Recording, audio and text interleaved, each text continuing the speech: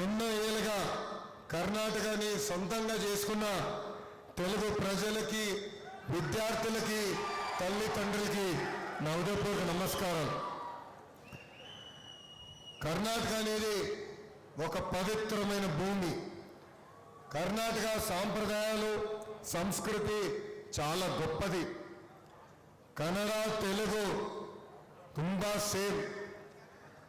ನಮ್ಮ ಸಂಸ್ಕೃತಿ ಕೂಡ ಸೇಮ್. ఆంధ్ర, కర్ణాటక అన్న తమ్మన్న తార. శ్రీ కృష్ణదేవరాయల సైనిక్ స్కూల్ ప్రారంభోత్సవం సందర్భంగా ఈ సమావేశానికి ఇచ్చేసిన మీ అందరికీ పేరు పేరున నా హృదయపూర్వక నమస్కారాలు. ఈరోజు నేను ఆంధ్ర రాష్ట్ర విద్యాశాఖ మార్చులుగా ఇక్కడ రాలేదు.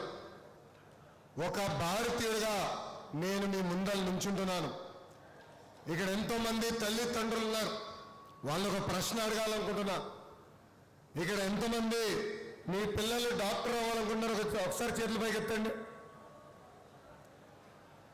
ఐఏఎస్, ఐపీఎస్ మీ పిల్లలు అవ్వాలంటే చేతుల పైకి ఎత్తండి. ఇంజనీర్ అవ్వాలంటే, రాజకీయ నాయకుడు, నాయకురాలు అవ్వాలంటే చాలా తక్కువ ఉన్నారు. కానీ నాకు ప్రధానమైన ప్రశ్న నేను అడగాల్సింది, ఇక్కడ ఎంతమంది మన పిల్లలు సైనికులు అవ్వాలనుకుంటున్నాం?